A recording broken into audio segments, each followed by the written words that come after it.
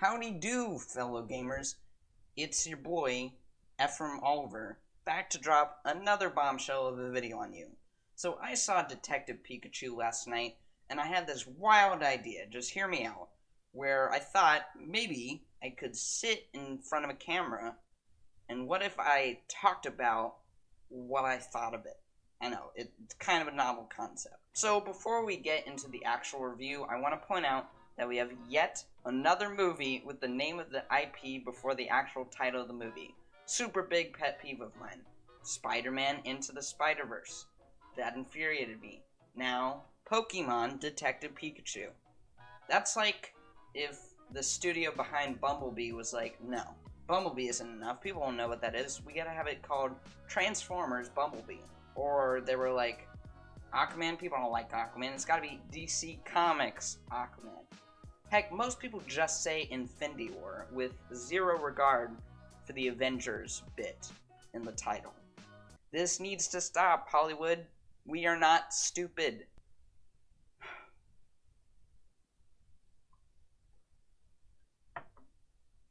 Okay, so Pokémon Detective Pikachu stars Ryan Reynolds as the titular, adorable little CGI pocket monster. One day, he wakes up with no memory of who he is, and is only left with a hat belonging to someone named Harry Goodman. He doesn't know who that is, but he finds himself in Rhyme City, a place where Pokemon and humans live in harmony. And he stumbles into the apartment of Harry Goodman, where he finds Tim Goodman, Harry Goodman's son, and they discover that Harry Goodman has been officially declared dead. Since no one ever found the body, though, the reluctant hero and his new, trusty, wisecracking partner, Pikachu, team up with the help of peppy journalist/intern Lucy Stevens to find out what really happened to Tim's father. So, I'm not exactly what you would call a Pokemon enthusiast. As with a lot of popular things when I was younger, the other kids were obsessed with it, so I was like, oh, I gotta get into this so I feel more included, but I never wound up caring about it. That's especially true for Pokemon. The only Pokemon games I played are the PETA parody, Pokemon Black and Blue, everyone remembers that, classic. Pocket Morty's, the Rick and Morty parody, and Pokemon Go, because literally everyone on the planet played that game. So, yeah, I watched a few episodes of the show casually as well, but I didn't really follow it. That said, going into this movie, I just didn't have that much excitement for it. Nothing to go off of except for the trailers, which really didn't do anything for me. Walking out, I thought, that's more or less what I expected. The first 40 minutes, though, are actually quite a lot of fun. Tim is very likable. I thought he was fairly relatable as sort of a wet blanket type. I like the human drama with him and his dad. I thought that worked fairly well. The introduction of Rhyme City is as fun as you might expect. I think the world building is mostly just resigned to cool visual storytelling rather than anything like especially compelling, like lore-wise. But that was fine because it brought even the teeniest little smile to my face despite not loving the franchise. During these scenes, I was just whispering to myself the names of some of the Pokemon that appeared on screen. I saw this by myself, so I had no one to prove anything to you, but I don't know. It felt good to recognize him, man. As far as the other major human character, Lucy, she's not in the movie a lot and felt sort of thrown in when she was. Her and Tim's romance is incredibly forced and didn't work at all. So, of course, what we have to latch onto, I mean, he's the title of the movie, is Pikachu.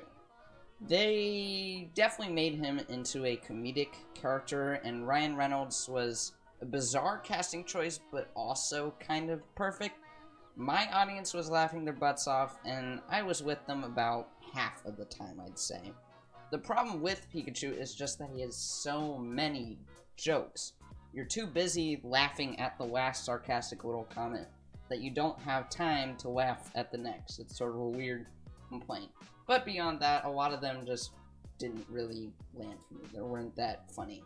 Quite a bit of the first 40 minutes of this movie was featured in the trailers, and I didn't find the jokes in those particularly funny in the first place. So some of the humor felt a little stale, to say the least. Still, it's only really when we get out of Rhyme City where most of my issues are found. I just started to lose interest, and I'm afraid the movie never really picked up much after that point. The whole dead dad plot just got so convoluted to the point where I really wasn't attached to it anymore, and I didn't really feel the sense of adventure. In other words, the third act and how it plays out was very cartoonish, didn't make any sense, and I didn't like it very much. So that's my spoiler-free answer, but I guess now is a good time to jump into spoilers. So skip to this part of the video that's flashing on the screen if you haven't seen the movie yet. So yeah, let's get right into it. 3, 2, 1. So there's this whole subplot around the founder of Rhyme City and his son and how they're fighting for control of the company. At first you're led to believe that the original founder is the good guy and his son is just being evil and greedy. You know, poor little him, he's in a wheelchair and his son is taking advantage of him.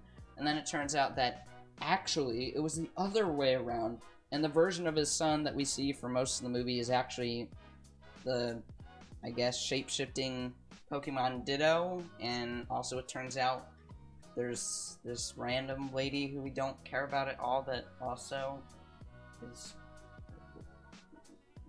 why. And Mewtwo, who we thought was evil and killed his dad, was actually trying to help them all along. So, see, this is the thing that I mean. Stories should escalate, they should be exciting, they should take risks, or at least they can.